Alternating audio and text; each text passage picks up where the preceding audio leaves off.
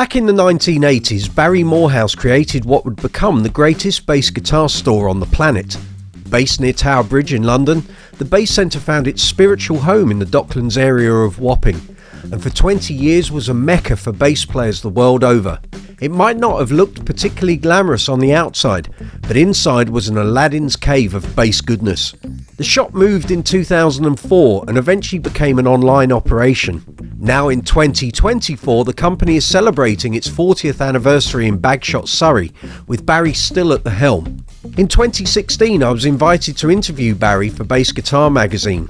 So over a fine curry in Paddington, Barry and I discussed what made the Bass Centre such an attraction, capable of drawing bass-playing legends from every corner of the globe.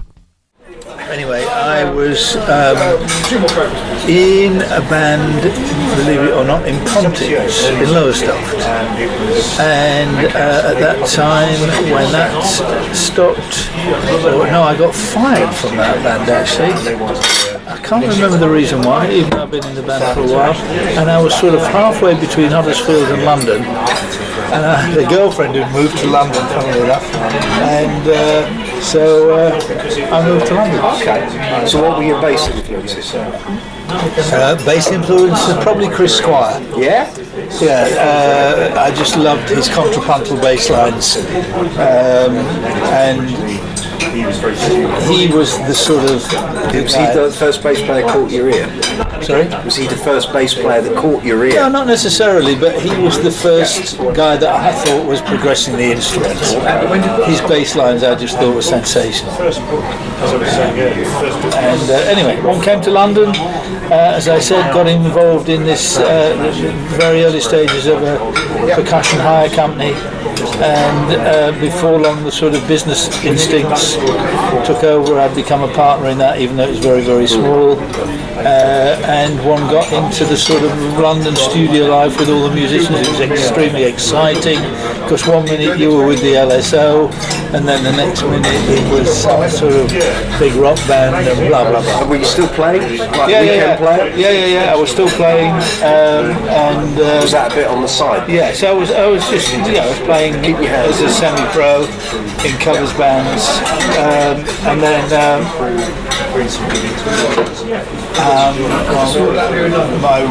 I met my future wife on a gig. She was the dep singer, I was the dep bass player, so we had our own band. And I started trading in bass guitars because I was also collecting them. I had a thing called Bassmate, and I just had 40 or 50 basses in the same premises in Wapping. And then when I started the Bass Centre, it's very obvious that there was a sweep the balance between running the percussion company and was it the same building? Yeah, it was the same building. Yeah. Okay. So you didn't have to move.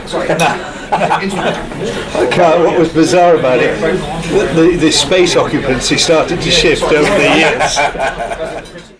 I got involved in a company in real embryonic stages. We had to make 140 quid a week to survive or something. And it was a percussion hire company where we, but the two guys involved, one was from the LSO and one was from the BBC Radio Orchestra. And they did all the films for Superman and Close Encounters and all this. And we put all the percussion in, a huge amount, bands full of percussion, into for all the major orchestras and the studios that were around at the time, which included CTS out at Wembley, Abbey Road. We were just in and out every day. And I just started trading in bass guitars. And I had this little thing called Bassmate, which I had in Wapping, where we had the premises, and because it was the cheapest area that we could get a van into the studios first thing in the morning. You could walk to Tower Bridge in 2 minutes. So then I went to a trade show in '83, partly percussive, partly with basses and all this sort of stuff, because I've just had the Steinberger people on to recall the story there, because I passed on Ned Steinberger, even though I've been representing him for the last 14 years. The first time round, I went, "You're fucking joking, fellas, this is not the future of bass guitars." Anyway, it's another story, but so what happened at this time, sort of, thank you. At this time, Essex was producing possibly the first dedicated bass amplification, certainly from the UK, other than say Ampeg. The Trace Elliot guys were bringing stuff in, Soundwave, bass place out in Essex. I was right in the middle of town. So they approached me and said, look, we should be moving further out to take advantage of rent and rates out in the sticks, and a retail operation should be in town. So they said, we'll give you all our stuff, you just pay us back and you get on with it, just like that, and we'll go and Trace Elliot. And so then what happened was Trace Elliot and the Bass Centre were just going in line, and it was all happening. And then they came back to me and then said a year later, right, this has gone so well, we're really pleased about the way you've done this, we're going to America, do you want to invest in Trace Elliot in America? So we opened a Bass Centre in LA, which was the second fiddle to Trace, and the rest is sort of history. It all got convoluted, complicated. So obviously Bass Centre started in '84. Was it a timing thing? Was it an idea you'd already had? Maybe no, it was purely because of the fact that I was doing my thing, and it was the fact that the Trace Elliot guys came to me and said, you're in town, we're out of town, we've got a retail operation as well as Trace Elliot, you've got a retail operation as well as your percussion hire company. We think that really it should be London based if it's a retail operation, and we want to go further out so we can, because we need a lot of space. So that's what happened. And Fred Friedline, who was the MD of that company, then came to me sometime later and said, look, we're really pleased the way this has gone. Trace Elliot was booming, the Bass Centre took off, and we went to the States together. Okay.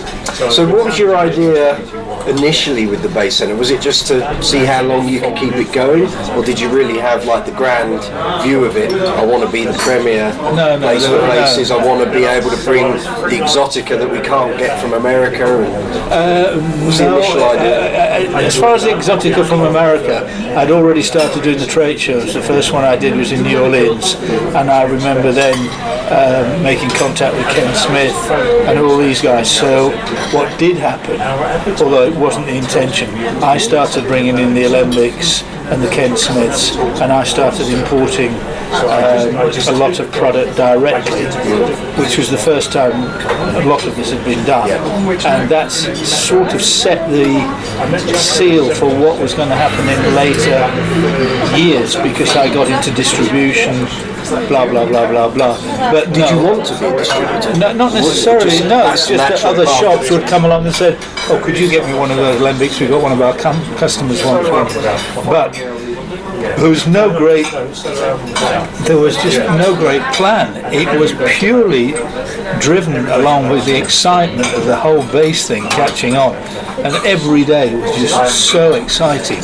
You would have no idea, and you'd get the Pretenders would walk in and then you get Meatloaf's guy coming in, then you get Pino, and then Entrance would come in with the Rolls Royce, and then Bross would come in with the bass player and spend $4.5 grand on 3 statuses, and it was just incredible, and so you became a workaholic, and it was the best workaholic experience one could ever have. It was fabulous. Now I look at it from like 20, 30 years hindsight, it seems like everything knitted in perfectly at the same time. So you had all these great bass builders in the UK who maybe had never had a central outlet. So you had Status, you had JD, you had Wow, you had Bernie Goodfellow kind of doing his thing, and obviously then Trace Elliot as well, which is a homebred company. Suddenly they had an outlet showing their wares. That's absolutely Did they come correct. To you, or did yes, you no, go this to them? this all happened like a magnet. It all happened naturally, because the Trace Elliot guys had given me their stock to start the Bass Centre as well as my own. I then naturally became their biggest dealer for Trace. Which you were for 20 years. They were in contact with Rob Green at Status, who was in their stable.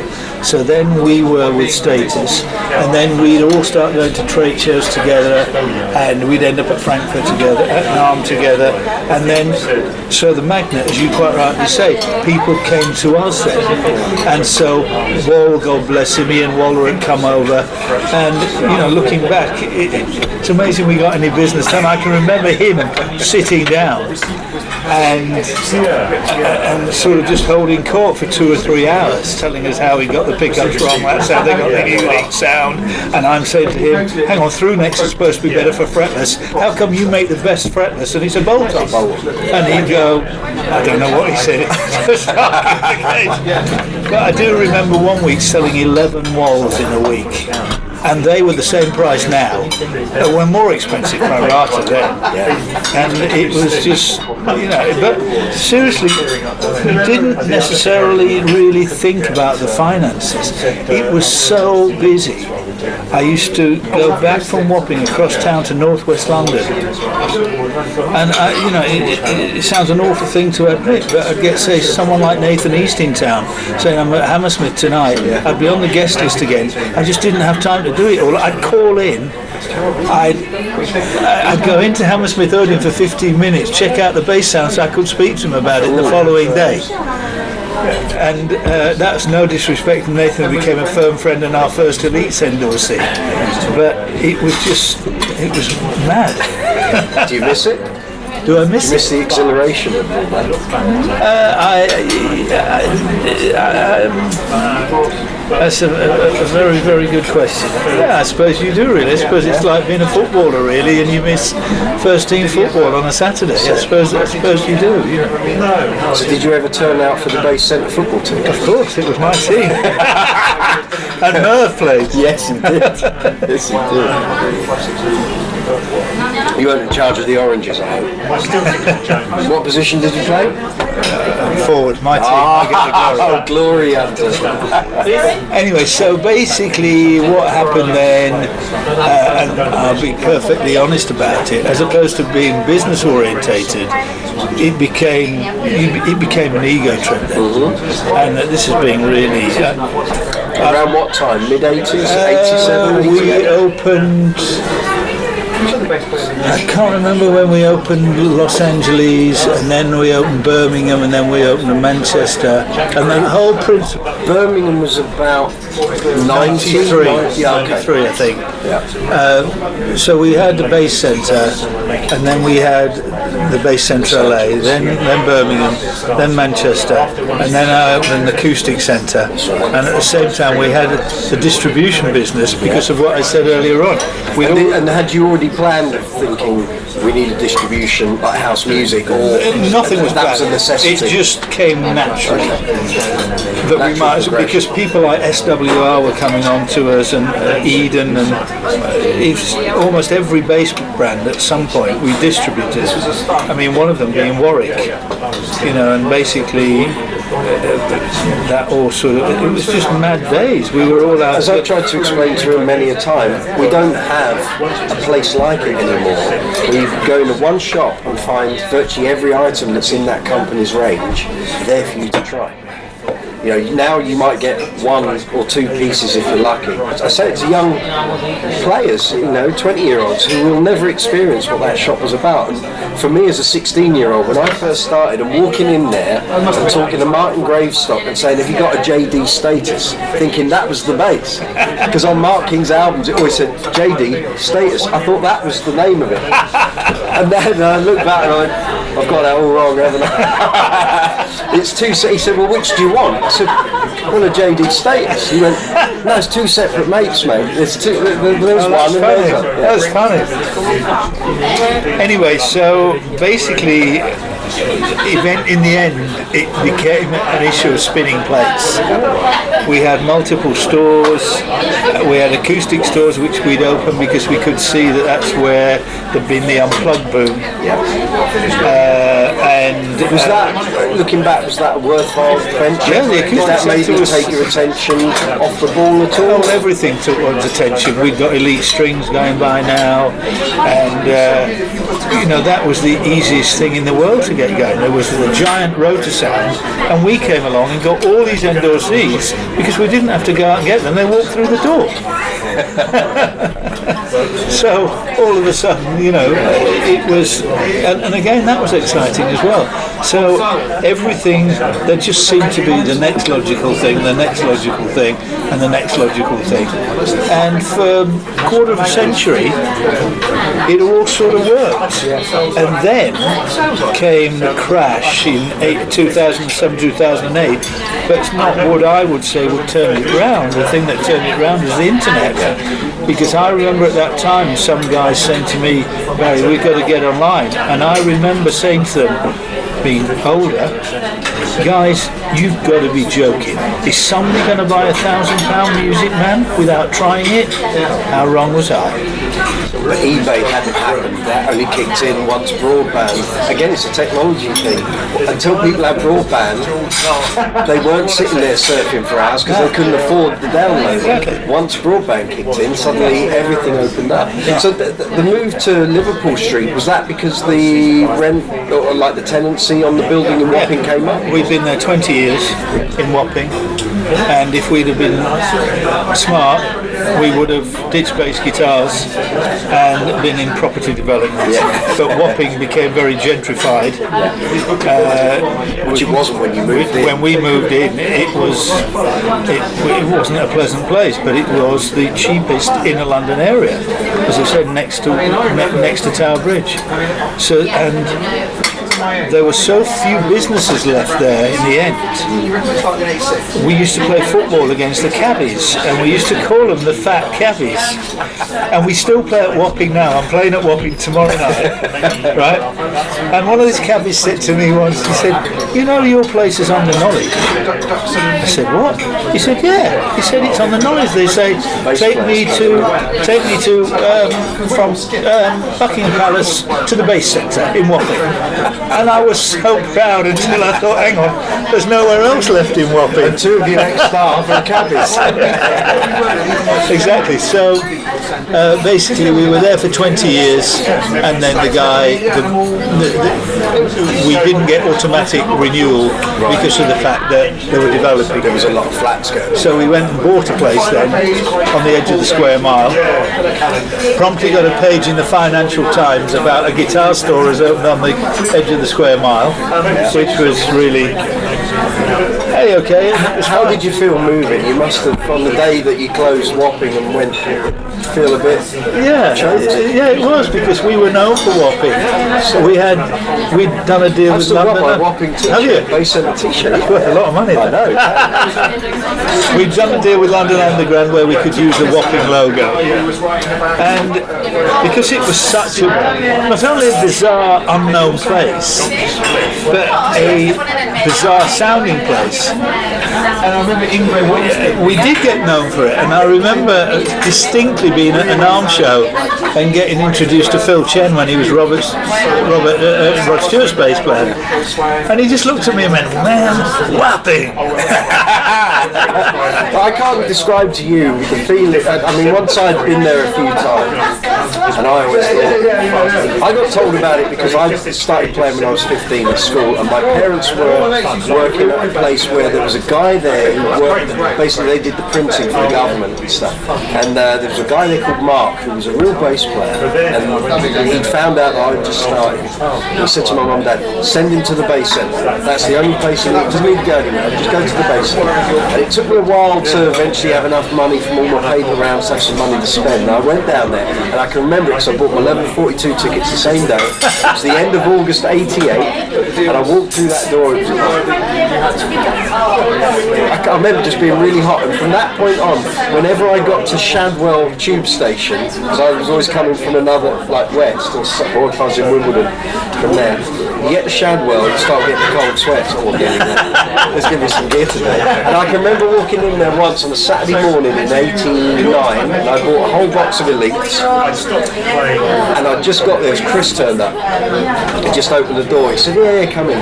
He said, I'm going to be about 20 minutes sort of having coffee. I'll be with you in a minute. And basically said, anything you want, there's an app, off you go. And it was just like, I'm just in Aladdin's cave, just me. I sat there and I played Warwicks and I played Arias and some Alem. And for a kid who was 17, 18, you couldn't go anywhere else for that experience. To be able to sit there and play something and not be worried what some guy thinks of whether you can play or not. So he was off doing the coffee, it didn't matter. And I could just sit there and go, I've finally got a Kubicki in my hand, or I've got a Zond, and it's like, well, that was a directive actually. We did realise that if people had made the effort to get there, that we said, look, if there's anything you want to try, and 99% of people responded to that. And some lovely stories. How many times online, especially on Facebook, on the page that you've got, where people go, I always remember the service. And was that a real thing with you? That it was a thing to let people just not what you want. It was a directive to say essentially this: hi, if there's anything we can help you with, other than that, do you want a cup of coffee? How do you like it? Other than that, just do whatever you want. And there's just millions of stories. You know, Barry from Bass Gear said he went in there once. Trace Elliot delivery just was arriving around it. It was piled high, and he's playing the Paul Young Wherever I Lay My Hat into by Pino. He said, admittedly, very badly, and all of a sudden somebody over the other side of the shop starts playing it remarkably well, and it was Pino. and things like, you know, guy coming in one day, just loads of stories, and saying, oh great, this is guys, it's great guys, and, you know, and he was an American guy, and we had all the American, yeah, okay mate, whatever, yeah, alright mate, if you want any help, give us a, yeah, look guys, I'm here for a couple of days, if you want any help, can I come and work in the shop? And one of them said, who's this American guy? Anyway, he said, do you want to come to the gig tonight? And we're like, no, we don't want to come to the gig tonight. And we were laughing. Anyway, he was playing at Wembley with Cher that night, and then Hugh McDonald became Bon Jovi's bass player.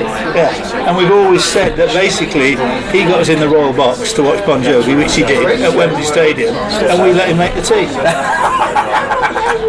Well, funnily enough, reminds me of another Hugh McDonald story. He's now in Bon Jovi, sat in my office, just flown in, and in all fairness to him, he probably didn't have 8 million places to go, so he came to us, in all fairness. But we've become good mates by now, and he turned around and said, oh, John and he's already making the coffee. You've got him on that. He said, we've just been on the plane coming over listening to Buzz Borrell in Bad Company, the fretless bass on those tracks.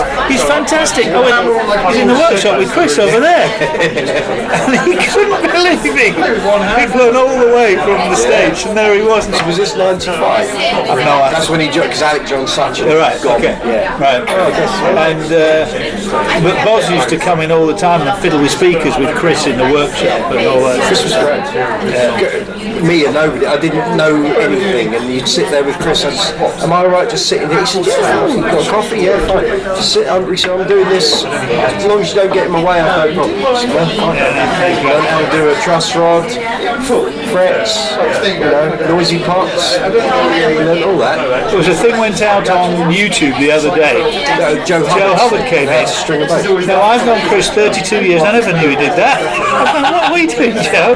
And he's focusing on the stringing, and he's going, this is brilliant. I went, I've known him 32. He worked for me 5 days a week for 25 years. You were watching. He thought, I've got one. Yeah, how quick was it? It's like, yeah, fine, done, yeah, off, right, next one. So modest, that guy. He's a genius. Were you worried that when the bass centre went, you know what I mean, when you kind of remove, you might lose someone like Chris? He's so good at what he does. I didn't really sort of think about it, really. Did he say, it's time for me to go? No, I'd just say, Chris, are you okay for coming? Yeah, because he's just like that. Yeah. I rang him up today, said, Chris, can't do Friday, can we do Thursday?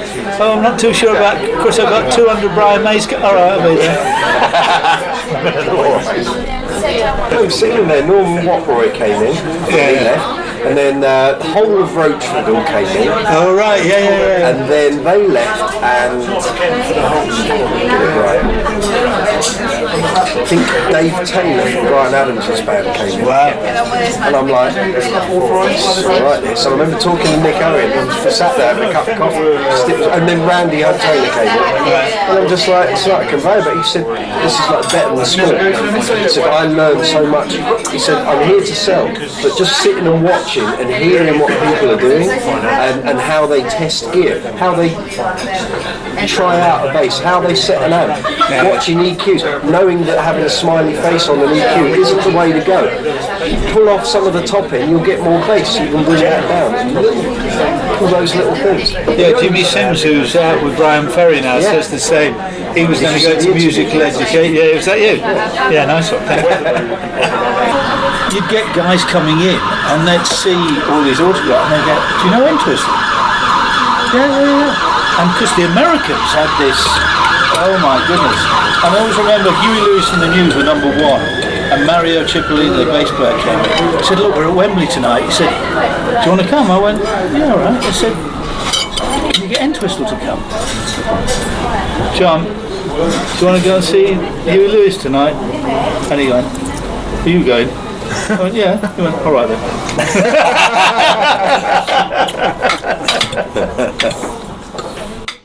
80s, we labelled the decade of bass. It was the birth of Trace Elliot. When we started the Bass Centre in '84, 1st of January, it flew because essentially, even though I hate to say this with the late great man up there, Mr. Entwistle, it was Mark King who just put it on the map. Yeah. Because he was this guy fronting a band, charting, selling out the whole album all 8 nights in a row. Yeah. But playing bass, and all of a sudden everybody knew what it was. And playing something that wasn't a precision or a jazz. Yeah. Bass Exotica. And all of a sudden people knew what a bass guitar was. Correct. I think the change happened grunge, 92, 93, Nirvana, People started playing Fender Jaguars and Pearl stuff. Jam. Suddenly the bass Exotica wasn't hip You couldn't play anymore. a 5-string and you couldn't play a Couldn't play, yeah. You turn up to an audition with a 6-string Yamaha, you were not even going to get it out of the case. Actually, I've seen you write about things like this. There's a lot of truth in that. Engineers, you turned up with a Ken Smith 6, they go, I'm not recording exactly. Because it wasn't kind of, it wasn't true enough. And they didn't know how to do it. And what I noticed, because I've got experience of it, is that people like Rob Green at Status and various Exotica makers suddenly had to look at what they were offering and the sounds that their basses were making, and they were adjusting everything. Rob Green's Empathy range, which were like the top of the range statuses, which in 1990-91 were Mark King basses basically. By the mid-90s, when Britpop was at its peak, all the twang and treble had been reined in. Everything had more bottom, more mid-range, no top. We don't want top. Take tweeters out of your bass cabs, we don't want that. We want valve heads. Well, look at Trace. What Trace suddenly produced in 92, 93, everything went back to valve heads. We don't want, we don't want 4x10s, we want 2x15s and an 18. And it's just what the requirement was. And the bands at the time, grunge bands and the Britpop stuff coming through, that's what they were using. So that's what the kids, with their money on a Saturday, you probably must have been really happy because suddenly the typewriter brigade had disappeared and it wasn't full of people going all day. What's your take on that? I think everything's cyclical, Joel, and I think really the people eventually sort of got fed up of endless slapping. I'm not saying that was the case. Yes. But if somebody goes out and does a slap bass solo for 12 bars, it's wow. Yeah. If somebody does it for 12 minutes, it's like anything. It's like the drum solo. Yes. And I think basically the bass player gets propelled to the front of the stage, and then just by the nature of people's attention span, eventually that we've had our day, and we retreated to the back of the band, as I said, as Tony and I said at the end of each book. Trouble is, according to our books, we've been there for the last 20 years then. At the back. It became like a family down there, and everybody knew everybody. And I always remember it was like the rumours that used to go around the Bass Centre, who's got the Pink Floyd gig? And we had Cliff Richard's management phone up once and say, you guys have been spreading rumours about who's got the... And there was no such thing, you know, it was just people coming in and said, who's got this gig and who's got that gig, and we were actually accused when it was Simply Red's management coming on and saying, oh yeah, so Simply Red's bass player at the time, it switched brands and said, you're still using it. We went, okay, well, we won't use it. They said, well, we'll sue you if you do. I said, no, we won't use it then. And it was a lot of it was done because we were musicians and mates. And the suppliers, the SWRs of this world, the Edens of this world, were a mixture of enthusiasts, which we were, and business people. So the response was different to different sort of... I mean, we were very, very ambitious, but there was just no plan whatsoever. I love it. At the Bass Centre. I think that's always the best plan. No plan. I admit this. The reason that I wanted London, Birmingham, Manchester, we used to walk around in these T-shirts that said the Bass Centre, London, Los Angeles, which was worth all the money we lost in LA on its own. But the reason that I wanted London, Birmingham, Manchester, in addition to the fact that I couldn't work out why shops were in Billericay and Barnstable and whatever, I went London, Birmingham because it was the three biggest cities.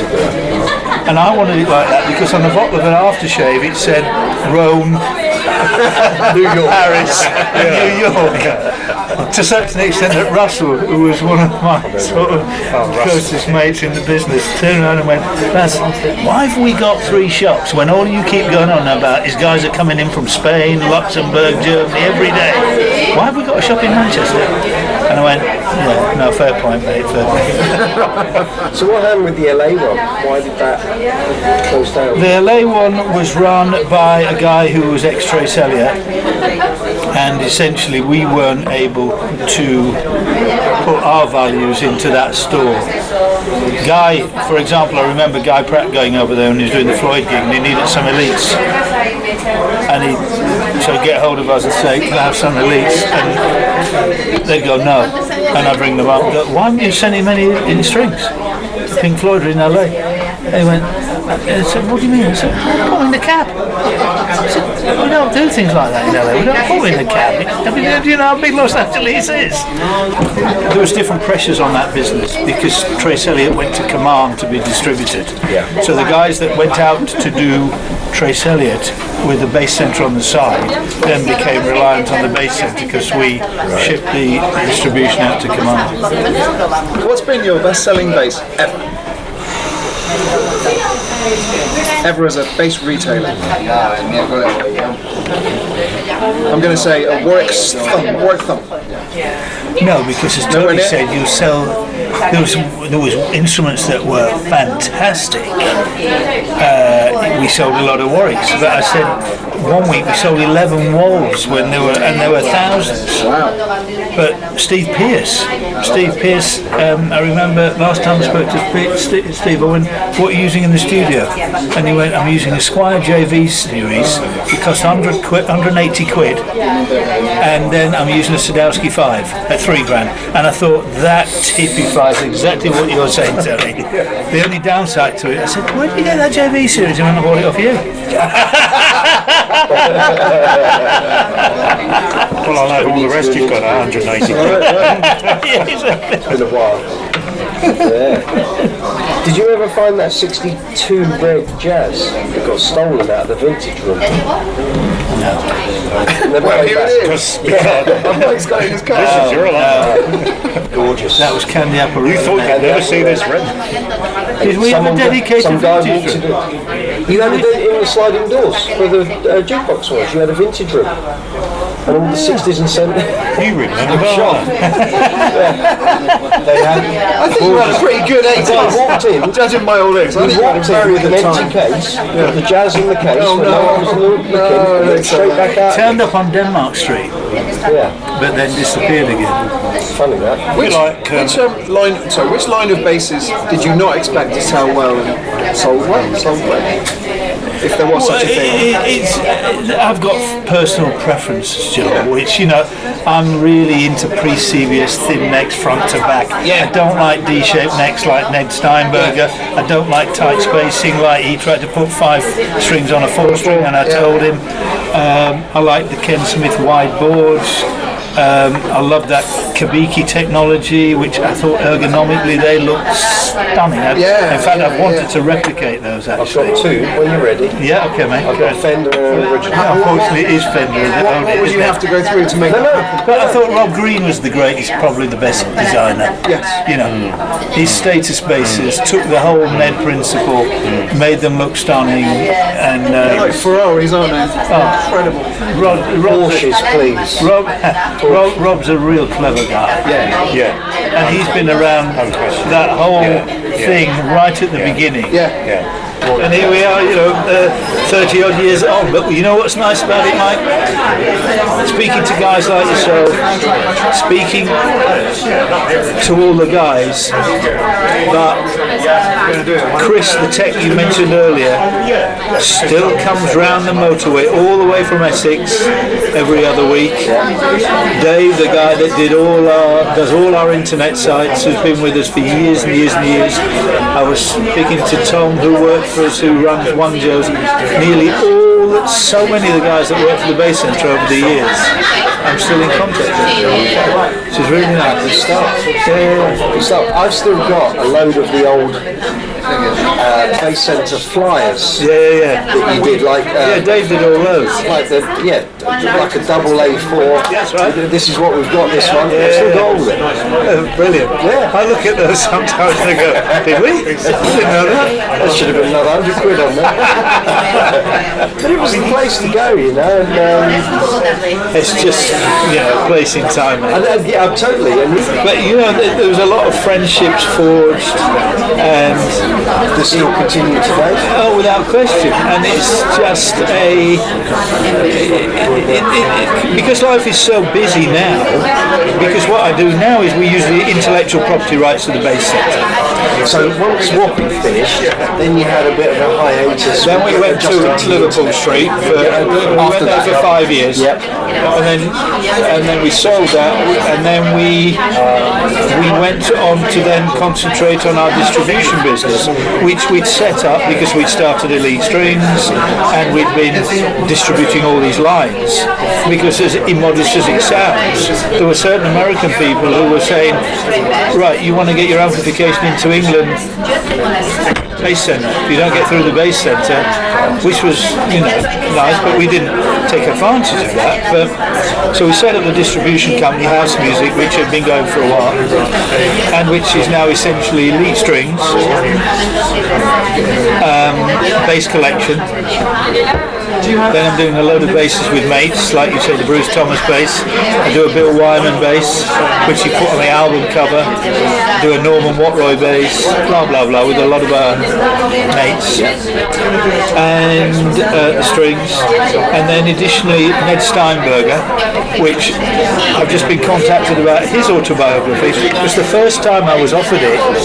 The original XL2 days I passed because I'd seen Hap Kuffner walking across 2 chairs on a Steinberger neck going, if you think this is the future of bass guitar, chaps, you've got another thing coming. So when they offered it to me again 12 years ago I think it was, or whenever, when they started NS Design uprights, I didn't make the same mistake twice. But bizarrely enough, they now make everything from uprights to fiddles. And I went to them, guys, I don't know anything about fiddles. But then, with all respect to Ned, he didn't know anything about bass guitars when he started because he was a furniture designer. Well, he wasn't even that, he was a designer, just a designer. And so what we have today is Brian May guitars, where that's ours.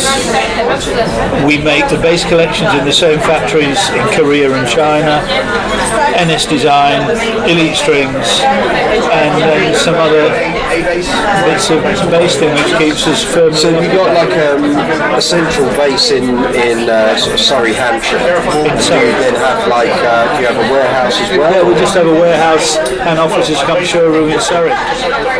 This is a nice part of the world. And you're out of the hustle and bustle. New mysteries, because you said what was the decade of bass.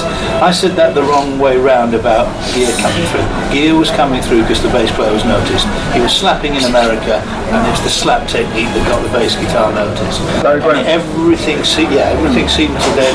And Marcus. I remember those years. And Stanley Clark. And and it really took off. You know, if you were a bass, you were hip and happening and all this sort of stuff. And funnily enough, Tony, in answer to your question, you can answer a few questions. Tony and I put at the end of the bass book in '96, we put essentially the bass player's helmet back to the back of the band, which I would say relative anonymity, and we've done it again. Was that because of Oasis and Britpop and the rest of I it? couldn't believe we come to that conclusion 20 years later. I know. Earlier. We sat down to talk about doing a new one, and we said, right, what are we going to write about? And it was kind of a short conversation. Because it's obviously there are many honourable exceptions, but it's back to Fender or a Fender alike. Is that depressing, or is it a good state I of play? don't know. It depends how you view it. Well, Is that just the genius of the design, though? Is it a, Yes, I think two things there. It basically it emphasises exactly what Mike's saying, that extraordinary out of all the inventions in the world. Yeah. Not only did that guy get the bass right, he got the other model right, and he got the bloody guitars right. If another guitar was never invented and there were only Strats, Tellys, Jazzers and P-basses, nobody could play. You'd be able to continue with the art. Perhaps a Music Man 5 or something. You know what? And many people do. Yeah. And also, I think what it does simulate is, it's a horrible thing to say, but where most people perceive the bass guitar to be, really, which is the support instrument. Yeah, but that's no bad thing. No, I understand. You know, Thanks for watching. I hope you found this history of the Bass Centre interesting and entertaining. If you enjoyed the video, then please feel free to give it a thumbs up, and please leave comments in the comments section and share the video across social media.